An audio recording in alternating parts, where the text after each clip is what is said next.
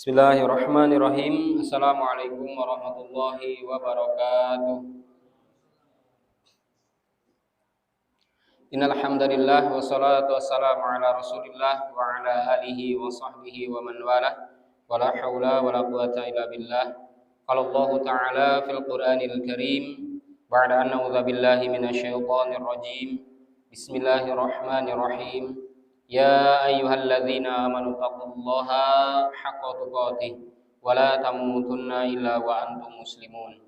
Ittaqillaha haitsu ma kunta wa atbi'i sayyi'atal hasanata tamhuha wa khaliqin nas bi khuluqin hasanin. Allahumma la sahla illa ma ja'altahu sahla wa anta taj'alul hazna idza syi'ta sahla amma ba'du. Hadirin para ikhwah sekalian, jamaah yang dimuliakan Allah Subhanahu wa taala. Alhamdulillah, marilah kita selalu panjatkan puji syukur kita kehadirat Allah Subhanahu wa taala, yang mana Allah Subhanahu wa taala senantiasa mencurahkan, melimpahkan nikmatnya kepada kita, sehingga belum lama kita meninggalkan bulan suci Ramadan. Di dalam satu bulan perjuangan, tentunya kita berjuang di sisi Allah Subhanahu wa taala untuk selalu menjadi hamba-hamba yang terbaik, untuk menjadi hamba-hamba yang bertakwa, dan Allah Subhanahu wa taala sampai kemudian detik ini mengantarkan kita masuk bulan Syawal. Bulan Syawal ini kata para ulama adalah identik dengan meningkatnya amal. Disebut Syawal dari kata syala yashilu, artinya adalah meningkat amalnya. Ada progres di dalamnya.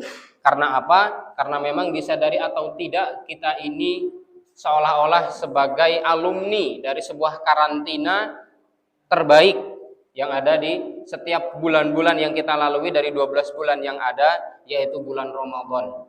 Maka tentunya harapannya kita bisa menaik ya derajat dari imannya. Maka sehingga Imam Ibnu Rajab bin Hambal beliau mengatakan laisal aid liman yalbasuhu jadid. Bukankah Aid itu atau bukanlah Aid itu adalah orang-orang yang hanya berpakaian bagus saja, atau bahkan mungkin Aid itu bukan yang seperti itu hakikatnya. Innamal Aid ya man taqwahu tazid, siapa yang ketakwaannya itu bertambah, itulah Aid yang sesungguhnya. Maka kalau kita ini misalkan hanya terjebak dengan euforia Idul Fitri, tentunya sebenarnya malah tertipu. Akan tetapi ya meskipun juga dengan berpakaian bagus juga itu tidak menjadi persoalan. Yang penting tidak berlebih-lebihan. Akan tetapi nilai esensi dari bagaimana Ramadan mengajarkan kepada kita adalah bagaimana agar kita bisa menaiki level yang tinggi di dalam ketakwaan kita kepada Allah Subhanahu wa taala, sehingga di dalam rentang waktu yang cukup lama dari bulan Syawal, kemudian Dzulqa'dah, Dzulhijjah, sampai kemudian Muharram, terus sampai 11 bulan yang akan datang, sampai bertemu lagi nanti dengan bulan Ramadan, tentunya kita sudah berbekal dengan bekal yang cukup. Dan malam hari ini ya Allah Subhanahu wa taala mentakdirkan kita untuk mengkaji kembali, memulai dari aktivitas ngaji kita, ta'lim kita, yaitu dengan program Kalam Jumat ya di Mushola Al-Jauhar, atau kajian malam Jumat yang kita mulai dengan kajian bertema akidah. Kita akan melanjutkan potret kehidupan dan kesengsaraan orang-orang yang mereka tertipu dengan tipu daya setan maupun tipu daya dunia. Karena kata para ulama, termasuk di dalam kitab kepada aktivis muslim ya, bahasanya musuh manusia itu ada 4. Yang pertama adalah ya nafsu itu sendiri, kemudian setelah itu adalah hawa nafsu, kemudian dunia dan setan. Nah, ini 4. Ini adalah 4 golongan yang akan menjerumuskan, yang akan senantiasa menjadikan manusia ini atau seorang muslim terperosok, yaitu ke jurang kehinaan. Dan di buku ini, di buku yang berjudulnya bahasa Inggris ya, The Day After You Die, ini adalah sebuah potret bagaimana orang-orang durjana, orang-orang yang tidak ada kebaikan sedikit pun di dalam menjalani kehidupannya, sampai kemudian dia masuk ke liang lahat pun ternyata dia ini tidak ada kebaikan sama sekali. Maka kesudahan-kesudahan yang akan mereka dapatkan digambarkan dengan begitu detail, baik Qur'annya maupun sunnahnya ya. Meskipun mungkin kita juga bisa membacanya di dalam kitab At-Tadhkirah Imam Al-Qurtubi, akan tetapi disajikan di dalam kitab ini begitu luas, kemudian begitu lengkap sekali sehingga kita bisa mawas diri. Bisa menjadi orang-orang yang selalu hati-hati di dalam berpijak, di dalam bersikap, khususnya adalah di dalam beragama. Karena memang setiap apa-apa yang kita lakukan nantinya akan dipertanggungjawabkan di hadapan Allah Subhanahu wa taala. Ayo ikhwah rahimani wa rahimakumullah, malam hari ini kita akan mengkaji orang-orang yang akan menyesal di kemudian hari atau di hari kemudian, yaitu di hari akhirat.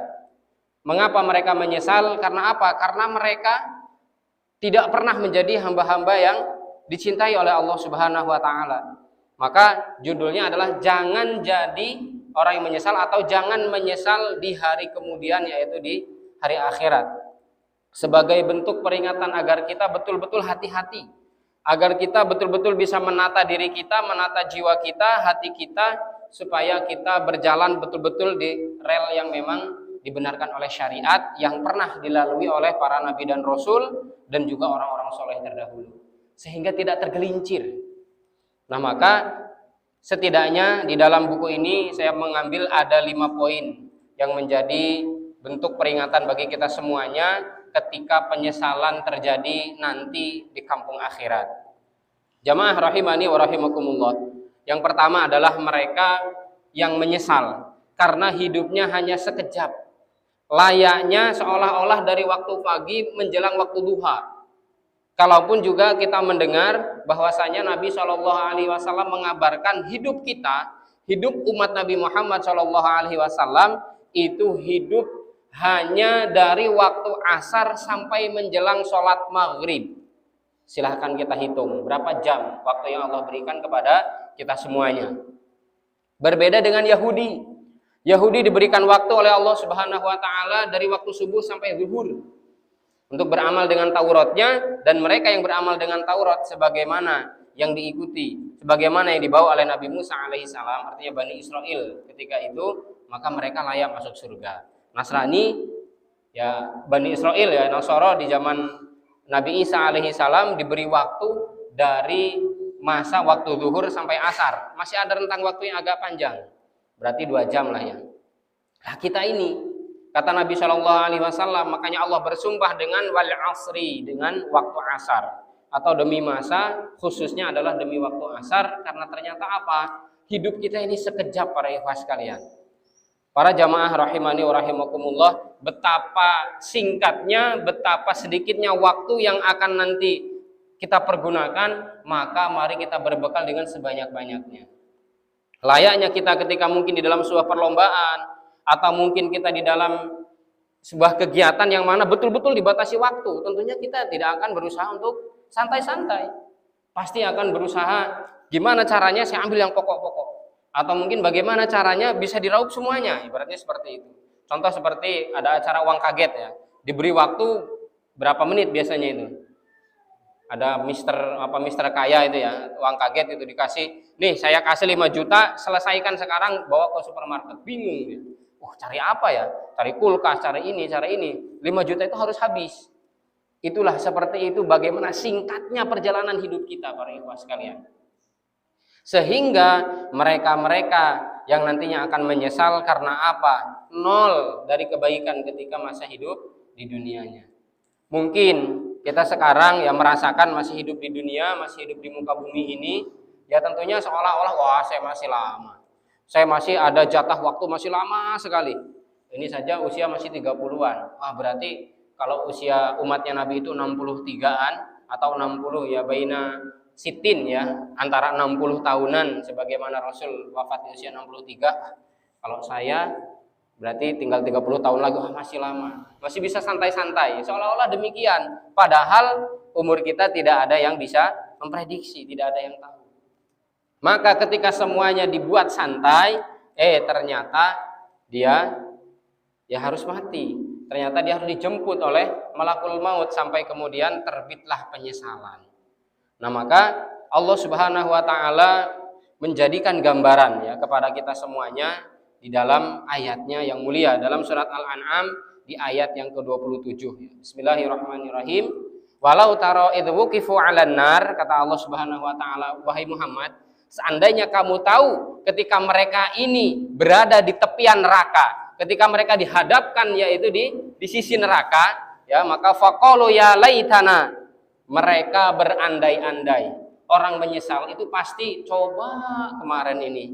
Kan gitu ya. Orang menyesal, para ikhwas sekalian, pasti dia akan ada bahasa seandainya. Itu ya Pak Tirta yang bahasa Indonesia, pakar bahasa Indonesia. Biasanya ada seandainya itu kan penyesalan itu. Bukan malah dia orang yang berhasil ini. Karena seandainya itu tidak puas dia. Tidak memiliki kepuasan baik batin maupun fisiknya, raut mukanya pun akan berbeda. Ketika orang itu tidak puas. Ada ya, santri misalkan, ketika kita sudah benar-benar menjelaskan dengan sedetail mungkin, dalilnya, kemudian juga baik Quran, sunnahnya, qaul para ulama, ternyata dia main-main ketika belajar. Atau mungkin kita sebagai guru, kemudian kita sudah menjelaskan sedetail mungkin tentang materi yang kita ajarkan, ternyata dia mendapat nilai yang kurang memuaskan. Kira-kira jingkrak-jingkrak, saya dapat merah kalau dulu ya, kalau masih zaman-zaman kita, sekarang nggak ada mungkin ya bahasa merah ya. Kalau dulu merah itu angka 5 gitu ya. Nggak ada yang kemudian mereka akan jingkrak-jingkrak, saya dapat 5, saya dapat merah, rapot saya merah semuanya, pasti akan menyesal. Coba saya ini kemarin ini belajar benar-benar ya. Murung dia, mukanya, wajahnya akan murung, ya tentunya akan ada rasa malu, tertunduk malu dia ketika dinasihati oleh gurunya. Ya bener kan? Makanya belajar yang sungguh-sungguh. Di kesempatan yang akan datang kamu belum tahu. Kita belum tahu apakah kita masih bisa memperbaiki diri atau tidak. Gurunya memberi nasihat, dia akan tertunduk malu. Bukan kemudian ketika guru memberi nasihat, pasti dia akan mencak-mencak juga. Atau mungkin dia akan tinggi hati, atau mungkin malah sombong, malah congkak. Tidak mungkin. Kecuali memang ya individunya ya. Akan tetapi lazimnya orang menyesal, pasti dia salah satunya juga dalam keadaan bingung. Sehingga orang-orang kafir, para ikhwas sekalian, di sini di ayat ini Allah Subhanahu wa taala menegaskan, ya laitana nuraddu wa la nukadziba bi ayati rabbina. Ya Allah, seandainya kami ini dikembalikan, tidak akan pernah kami dustakan ayat-ayat Tuhan kami.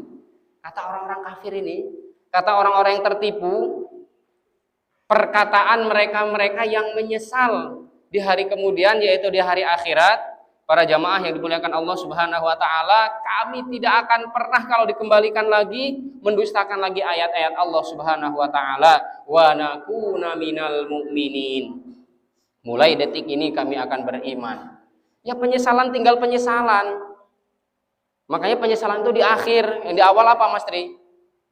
Pendaftarannya. Yang di awal pendaftaran, penyesalan itu di akhir.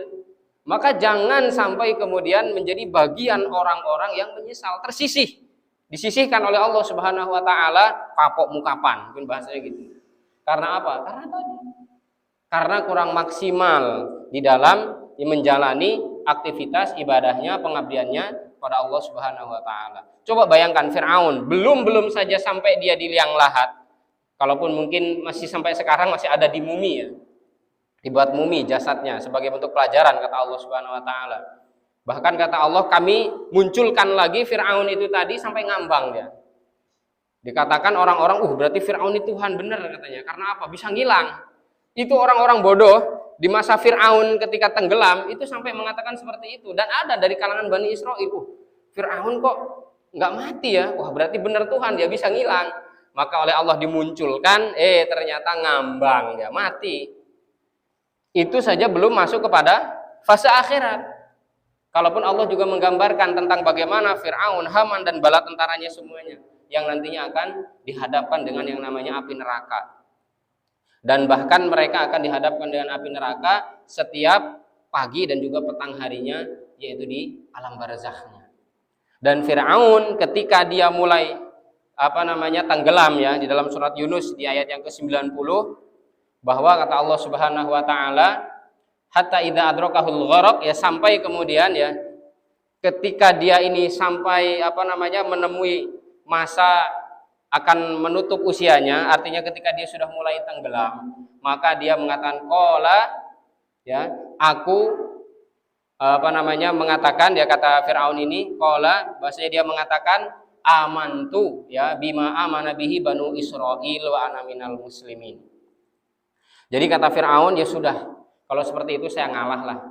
Artinya dia dengan hati kecilnya sebenarnya yang menerima kebenaran, akan tetapi kesombongannya yang menutupi mata hatinya, yang menutupi hatinya, dia mengatakan saya betul-betul beriman kepada Tuhannya atau Robnya Bani Israel, wa ana minal muslimin, dan aku menjadi orang-orang yang berserah diri, aku termasuk orang-orang muslim. Tapi kata Allah Subhanahu wa taala, sudah tidak ada lagi penerimaan taubat bagi Fir'aun.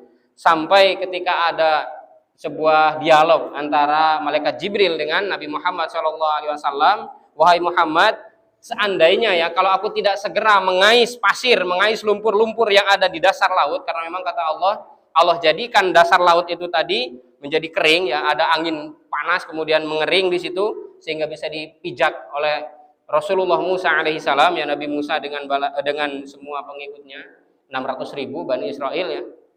Kemudian kata malaikat Jibril ini, wahai Muhammad, seandainya tidak aku mencoba untuk mengais dengan sayapku ya dari pasir-pasir lumpur-lumpur, kemudian aku sumpalkan ke mulutnya Fir'aun, maka aku khawatir Allah akan mendahului rahmatnya kepada Fir'aun dan diampuni si Fir'aun tadi. Maka disumpal mulutnya, coba bayangkan. Supaya apa? Supaya Fir'aun tadi tidak mengucapkan kata-kata iman. Sampai demikian coba, saking jengkelnya kepada orang yang jahat sekali ini ya, orang yang zalim, dan dia bahkan sampai mengaku sebagai Tuhan. Dan ternyata para ikhwas sekalian ya, ternyata Fir'aun itu akan selalu ada setiap fasenya. Ya, maka kata Nabi Shallallahu Alaihi Wasallam mengatakan Abu Jahal adalah Fir'aunu hadhil ummah, itu ya Abu Jahal, kata Rasulullah. Jadi Fir'aun itu ya nama, julukan, akan tetapi sifat karakter wataknya terus akan bergulir sampai kemudian akhir zaman ini. Orangnya beda, subjeknya memang berbeda, akan tetapi sifatnya, karakternya, wataknya, kezolimannya itu juga sampai kepada ya saat ini. Cuman beda manusianya, beda ukuran postur badannya atau postur tubuhnya, beda bahasanya mungkin ya, beda cara berbicaranya. Akan tetapi sama wataknya, karakternya juga sama, adalah zolim, dan juga mereka ingkar kepada Allah Subhanahu wa taala. Kemudian yang kedua, jamaah rahimani wa rahimakumullah, adalah sebagian mereka menyesal, perih ketika Rasulullah Shallallahu alaihi wasallam yang patutnya, yang harusnya dijadikan tauladan, dijadikan qudwah hasanah, dijadikan uswatun hasanah, akan tetapi mereka mengambil qudwah yang lain. Mereka mengambil jalan yang lain, mereka berada di tepi jurang kehancuran. Tahukah kita bagaimana racun-racun, ya paham-paham yang kemudian dihembuskan atau bahkan ditanamkan, kalau mungkin dulu hanya hembusan-hembusan. Apalagi mungkin ya para jamaah sekalian yang pernah merasakan bangku-bangku kuliah ya, bukan kemudian digigitin bangkunya ya. Akan tetapi pelajaran-pelajaran bangku kuliah tentang filsafat, kemudian ajaran-ajaran sekuler ya. Kalau disingkat sipilis ya, ajaran sekuler yang mana memisahkan antara agama dengan perkara dunia. Udahlah kalau di masjid nggak usah ngomong-ngomongin masalah politik, nggak usah ngomong-ngomongin masalah ini itu. Pokoknya di masjid itu omongkan tentang ibadah, perkara-perkara yang mendekatkan kepada Allah. Jangan kemudian yang lain-lain. Dan kemudian di istana atau mungkin di luar, di sawah, nggak perlu bawa-bawa pakai Quran. Gak perlu petani ini beriman kepada Allah Subhanahu wa taala. Yang penting dia bisa hasil memuaskan, oke. Gak apa-apa pakai sesajen, pakai klenik, pakai ini itu gak masalah. Ini seperti itu tanggapannya. Ini adalah sekuler ya, akidah sekuler atau pemahaman sekuler yang coba ditanamkan sebagai racun.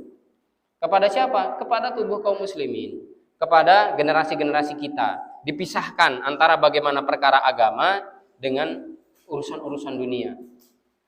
Padahal Nabi sudah menegaskan in kana syai'an min umuri dinikum fa ilayya. Sebelumnya Nabi mengatakan in kana syai'an min umuri dunyakum fasya'nukum bihi. Kalau kamu mau berbicara sesuatu yang hubungannya dengan dunia, ya silahkan kamu urusi. Akan tetapi dunia kalau kemudian hanya dikejar begitu saja, tanpa kemudian dibentengi dengan agama. Karena agama ini apa sih para ikhwah? Agama itu, din itu adalah an-nizam. Nizam itu apa? Aturan. Hidup tanpa aturan kira-kira mau seperti apa? Bayangkan kita hidup bermasyarakat, hidup di dalam sebuah kerumunan banyak orang, ya artinya hidup dengan masyarakat tanpa dengan kita memperhatikan norma yang ada. Bukan norma agama, jangan norma agama dulu, norma kesusilaan lah. Atau mungkin norma yang ada di masyarakat, kira-kira kita akan dicibir atau tidak? Pasti itu, pasti akan dicibir. Orang kok nggak punya unggah-ungguh, nggak punya sopan santun. Orang kok, nah ini pasti akan ada yang membicarakan. Lah ini kepada Allah Subhanahu Wa Taala. Kalau kemudian kehidupan kita tanpa agama, rusak kehidupan manusia, pasti. Maka dari itu Allah Subhanahu Wa Taala mensyariatkan dinul Islam yang semua isinya berisikan maslahat dan untuk daf'ud dhar, ya, untuk menolak mudarat, untuk menolak sebuah mafsadat atau berbagai bentuk kerusakan demi kerusakan yang ditimbulkan baik itu oleh setan, bala tentaranya setan. Maka pemahaman sekuler ini adalah sangat bertolak belakang atau mungkin kalau bahasa ilmiahnya ya berkonfrontasi, ya, atau mungkin sangat kontradiksi sekali dengan yang namanya Islam, bukan dari Islam. Pluralisme seperti apa? Pluralis ini, penganut pluralis ini, dia mengatakan bahwasanya semua agama sama. Artinya Islam juga punya agama, ya tentunya jelas ya, nanti punya surga. Kemudian agama-agama lain pun seperti itu, punya surga masing-masing. Jadi tidak perlu kemudian kita ini mengajak berdakwah, ya. Kalau berdakwah kan memang ajakan. Berdakwah itu kan memang kewajiban bagi setiap muslim, tapi tidak boleh memaksa. Iya, betul. Islam mengatur tentang itu. La ikraha fiddin, ya. Tidak ada paksaan di dalam menganut agama, tapi berdakwah itu ya sah-sah saja. Karena apa? Di agama kita memang ada. Akan tetapi penganut-penganut pluralis ini mengatakan semua agama sama, nggak usah terlalu memaksa kepada yang lain. Jangan juga kemudian mengambil alih, ya, agama yang lain kemudian kita Islamkan, memang seperti itu. Ini juga adalah sebuah pikiran kotor yang meracuni ya tubuh-tubuh kaum muslimin. Termasuknya juga liberalisme. Kalau liberal ini adalah pokoknya bebas, mau memeluk agama mau tidak monggo terserah. Yang penting ya hidup rukun. Yang penting hidup damai, aman, tentram. Saya jamin orang yang tidak beragama kehidupannya tidak akan aman. Orang yang tidak memiliki agama kehidupannya tidak akan tentram. Khususnya adalah bagaimana kemudian mereka-mereka yang ya berada di luar agama Islam, ya. Karena jelas kata Allah Subhanahu Wa Taala, Inna dina indallahil Islam. Nah mereka-mereka yang seperti ini, mereka hanya akan terbelalak ketika melihat ya serombongan orang-orang beriman yang mereka akan bergerombol, ya, yang akan berkerumun, kemudian mereka diberikan syafaat oleh nabinya yaitu Nabi Muhammad SAW. Mudah-mudahan kita juga termasuk di dalamnya. Mereka akan ya melongo, bahasanya pelongo-pelongo, ya. Karena apa? Loh, kok ternyata seperti itu kejadiannya. Tertipu dia dengan apa-apa yang merancuni di dalam pikirannya. Maka Allah Subhanahu Wa Taala menggambarkan orang-orang yang seperti ini. Bismillahirrahmanirrahim. Yauma ya'adu dzalimu an yadayhi, ya, ala yadayhi yaqulu ya laitani ittakhadtu ma'ar rasuli sabila. Jadi kata Allah Subhanahu Wa Taala, pada hari itu orang-orang zalim akan menggigit jari. Orang gigit jari itu kan menyesal gitu, ya. Orang menggigit jari itu bingung, ya Allah, nah gitu, gigit jari lah pokoknya. Coba lihat supporter sepak bola, kalau tim kesayangannya sudah dibantai 3-0, mesti gigit jari dia, yakin ya, udah nggak mungkin kebalas ini kayaknya. Menyesal ya. Mungkin ya cercaan, kemudian cacian kepada pemain-pemainnya tadi, entah yang backnya yang mungkin kurang bagus, kurang rapat di dalam menjaga pertahanan, kemudian kipernya kurang lincah lah, strikernya mandul, atau mungkin ini itu pasti akan semua dikeluarkan seolah-olah demikian. Maka sama ketika nanti di hari akhirat, kata Allah Subhanahu Wa Taala, Allah menggambarkannya dalam surat Al-Furqan ayat yang ke-27, bahwa pada hari itu, pada hari akhirat, orang-orang zalim itu akan menggigit jarinya. Karena apa? dan kemudian yaqulu ya laitani takhatu ma'ar rasuli sabila. Ya Allah, seandainya saya dulu ini mengambil jalan bersama Nabi. Seandainya saya ini dulu mengikuti perintah Allah Subhanahu wa taala dan Rasulnya. Ayat ini para ikhwah sekalian berkenaan tentang Uqbah bin Abi Mu'id. Uqbah bin Abi Mu'id ini adalah tetangga Nabi yang paling jahat. Karena Nabi itu bertetanggaan dengan Abu Jahal, Uqbah bin Abi Mu'id, kemudian ada dua lagi itu juga sama jahat. Saya lupa namanya. Suatu ketika Nabi SAW sholat di menghadap Ka'bah, tentunya ya di Ka'bah ya, ternyata Uqbah bin Abi Mu'id ini berusaha untuk melilit-lilitkan kain sarungnya ya atau kainnya, kemudian dicekikan ke leher Nabi sampai kemudian didorong oleh Abu Bakar ya, oleh Sayyidina Abu Bakar, sampai kemudian beliau berujar, apakah kamu akan membunuh, apakah kamu akan mengganggu atau benci kepada orang yang hanya mengatakan Rob aku adalah atau Robku hanyalah Allah Subhanahu wa taala. Sampai seperti itu coba penentangannya. Setiap pagi ya, hampir dilakukan setiap pagi. Ibnu Ishaq rahimahullah taala beliau menceritakan bagaimana perlakuan Uqbah bin Abi Mu'id ini luar biasa jahatnya ya. Itu konspirasinya luar biasa ya. Jadi ketika setiap pagi itu Rasul pasti menjumpai di depan rumahnya entah itu kotoran dari binatang atau mungkin duri-duri atau apa gitu. Sampai kemudian beliau membuka pintu rumah beliau, maka mengatakan tetangga macam apa ini wahai orang-orang Quraisy. Sampai seperti itu. Sampai kemudian beliau berujar ya, Nabi SAW mengatakan sesungguhnya ketika kamu nanti keluar dari negeri ini ya, tidaklah kamu keluar dari negeri ini akan aku penggal lehernya. Sampai seperti itu. Maka Uqbah bin Abi Mu'id termasuk adalah korban di perang Badar bersama Abu Jahal. Terakhir ya, ketika Nabi SAW itu sholat juga ya, maka beliau ini diinjak lehernya, bagian tengkuknya sini diinjak, bahkan sampai dikatakan matanya beliau itu sampai mau keluar. Itu sampai seperti itu gangguannya Uqbah bin Abi Mu'id. Tapi nanti orang-orang yang seperti ini para ikhwah sekalian pasti akan menyesal. Allah Subhanahu wa taala sudah menggambarkan bagaimana pelaku-pelaku kezaliman, mereka-mereka ini akan mendapatkan hasil dari kezalimannya itu nanti. Ya karena apa? Di dunia sudah dihinakan ya. Karena ternyata kalau kita lihat secara garis keturunannya, Uqbah bin Abi Mu'id ini adalah anak pelacur. Anak pelacur orang Yahudi. Bapaknya ini menggauli si ibunya ini ketika pergi ke Syam. Nah, ada Yahudi di sana ya. Kemudian dibawa ke Mekah. Jadi dalam garis keturunannya saja sudah bukan orang baik. Makanya kelakuannya pasti akan ya bejat ya. Kelakuannya tidak akan pernah memiliki kebaikan sama sekali. Yang hanya adalah memusuhi Islam ya, memusuhi para pengusung agama yaitu agama Islam.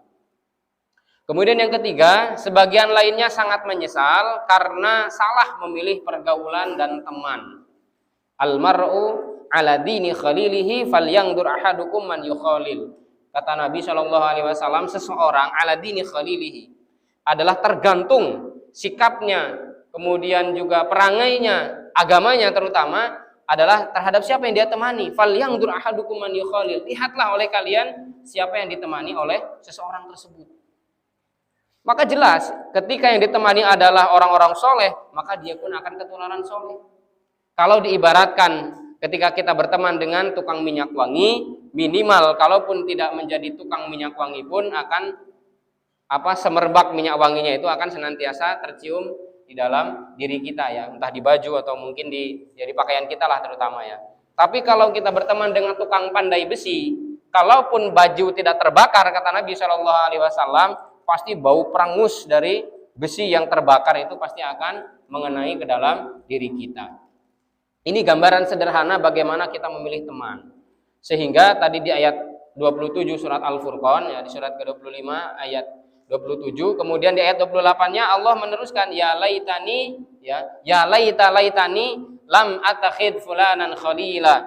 Seandainya ya Allah saya ini enggak jadikan si fulan ini teman saya dulu. Kenapa kok saya jadikan teman dia? Tukang mabuk, tukang judi, kemudian tukang main perempuan, apalagi tukang korupsi ya. Seandainya bukan teman saya, bukan itu. Tapi sudah penyesalan, mau gimana lagi? Makanya mumpung kita ini masih ada di muka bumi ini, masih mumpung kita juga kemarin merasakan bulan Ramadan, mudah-mudahan amal kita diterima dan kemudian juga dosa-dosa kita diampuni, maka mari kita meningkatkan iman. Mari kita selalu meningkatkan ketakwaan di sisi Allah Subhanahu wa taala. Karena penyesalan ini tadi ya tentunya tidak akan bisa diulang lagi. Tidak ada dalam agama kita yang namanya reinkarnasi ya, atau diulang lagi gitu. Dah kamu belum lulus, ngulang lagi. Itu permainan game yang seperti itu. Kita bukan bermain di dalam sebuah permainan, akan tetapi ya ini adalah sebuah amal nyata. Ketika kita diuji oleh Allah Subhanahu wa taala, lolos atau tidak ya. Kalau lolos mungkin lolos tapi tidak lulus.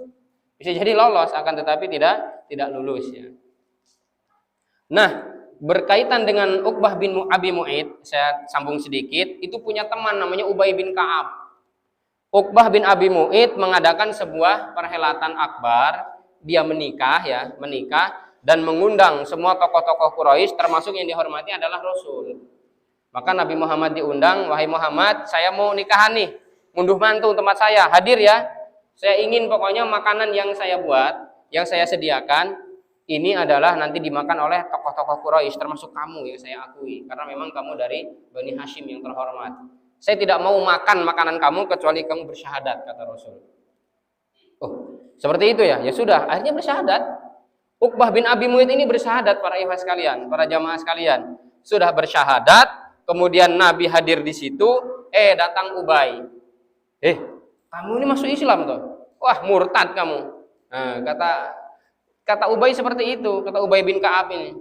Kamu murtad kamu Uqbah katanya. Kalau kamu masih mengagungkan agama nenek moyang kamu, keluar kamu. Murtad kamu itu kalau seperti itu, kalau ngikut-ngikut Muhammad. Sampai kemudian dia malah ikut lagi ajakannya Ubay bin Ka'ab. Karena Ubay bin Ka'ab ini teman minum khamr. Ya, teman minum khamr. Uqbah bin Abi Mu'id, Ubay bin Ka'ab itu adalah penjual khamr. Dia bisnisnya bisnis khamr.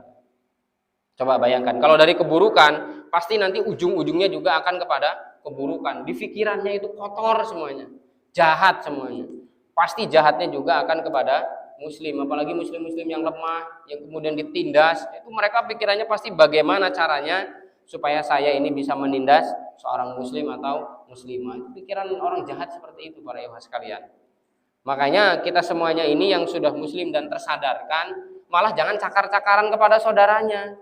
Saling menyalahkan, saling kemudian mengandalkan egonya atau menguatkan egonya sampai kemudian muslim yang lain malah dicakar ya.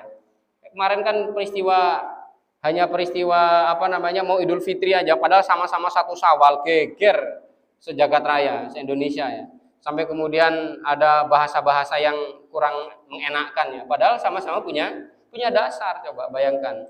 Sementara mereka orang-orang kafir ini berusaha untuk bagaimana caranya berbuat jahat kepada hamba-hamba Allah Subhanahu wa taala, hamba-hamba Allah Subhanahu wa taala yang hanif ya. Mereka-mereka yang berusaha mengamalkan agama sesuai dengan contoh dari nabinya, akan tetapi terkadang ada juga ya oknum-oknum yang memang berusaha untuk merusak agama itu sendiri. Ini juga akan menyesal nantinya. Kalau bahasanya, kalau saya baca di Facebook ya, ada seorang ustadz mengatakan, lah yongko nek neng wis swarga katanya, mesam-mesem sing lebarane Jumat karo sing lebarane Setu. Lho kok padha-padha mlebu swarga katanya. Kok sama-sama masuk surga ternyata. Karena apa? Ya karena tadi hanya beda ijtihad. Nah itu. Kok kemudian saling menyalahkan ya. Kemudian para ikhwah yang dimuliakan Allah Subhanahu wa taala, yang keempat adalah para kafirin atau orang-orang yang kafir itu pasti akan menyesal. Pernah mungkin kita mendengar tentang kisah Abdah bin Abdurrahim. Abdah bin Abdurrahim ini ada yang mengatakan tabi'in ya generasi tabi'in. Dia hafid Quran dan dia seorang pejuang. Setiap ada yang namanya sebuah peperangan, pasti dia paling depan. Dia selalu yang paling di garda terdepan. Sampai kemudian satu ketika kaum muslimin ini memerangi Romawi. Ternyata Romawi itu licik. Ya, Romawi itu licik membawa gadis-gadis mereka yang cantik-cantik, ya, yang rupawan untuk apa? Digunakan sebagai pancingan. Abdah ini tergiur di pojokan sana ada gadis Romawi pirang. Ya, siapa yang tidak tergiur dengan gadis Romawi? Kalau sekarang ini orang-orang Prancis, orang-orang Inggris ya, yang hidungnya mancung putih-putih, atau Persia ya, hidung-hidungnya mancung ya.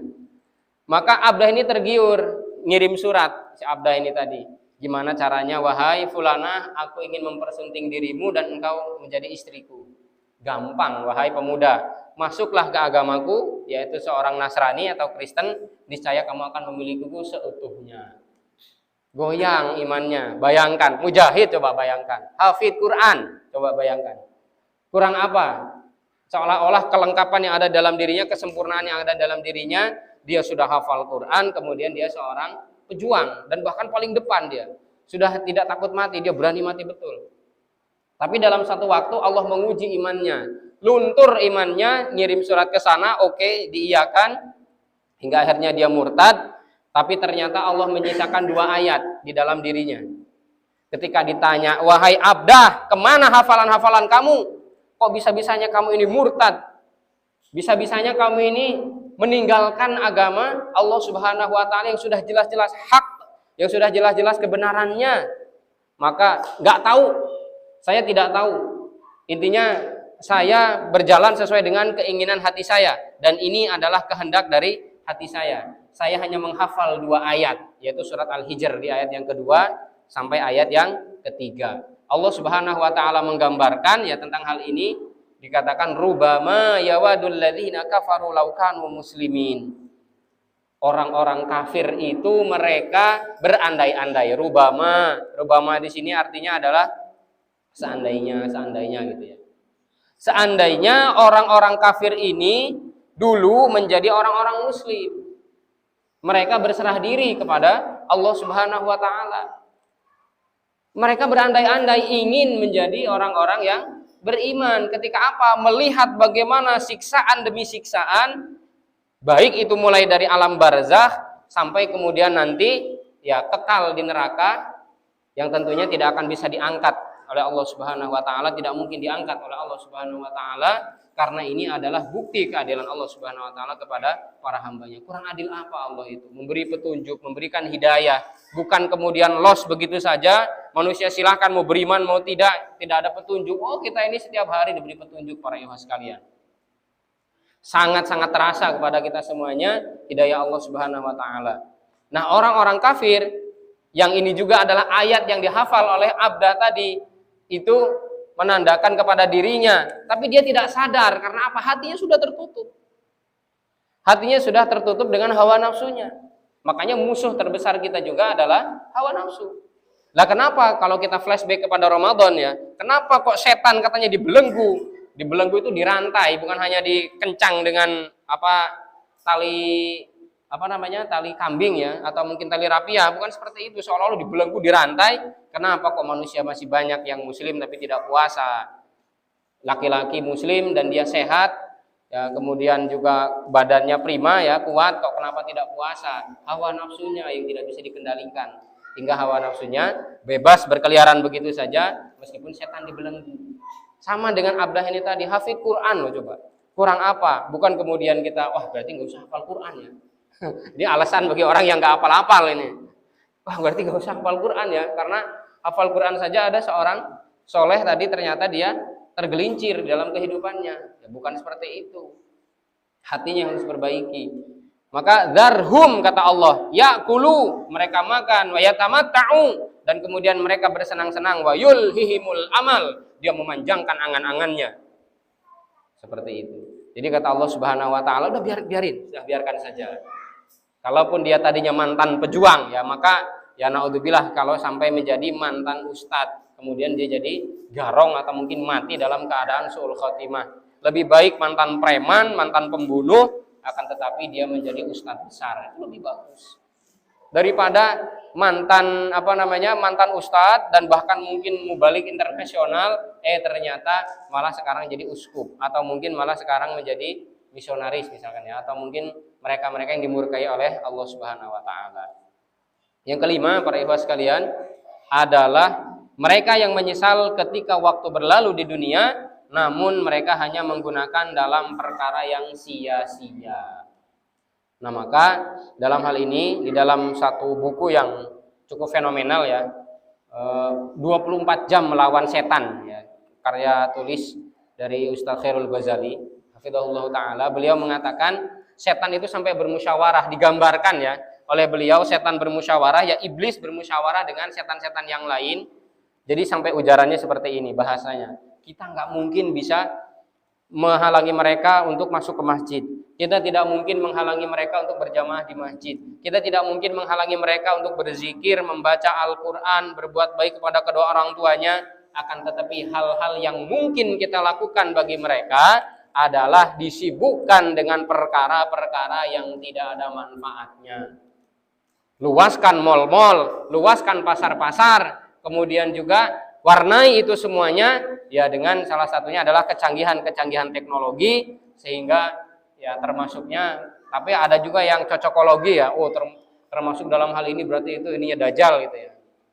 Kecanggihan-kecanggihan teknologi yang ada, atau mungkin bahkan ada yang meramalkan kendaraan dajjal.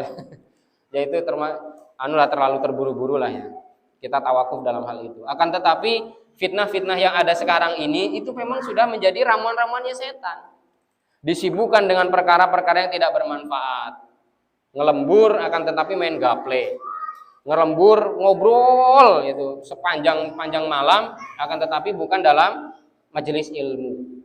Makanya Nabi ini menginginkan Isya itu dimundurkan. Karena apa? Karena dipakai untuk majelis ilmu. Tapi terkadang sekarang beda. Dipakai ngobrol sampai kemudian nanti Isyanya di rumah jam 10 baru Isya. Masih mending masih ingat sholat.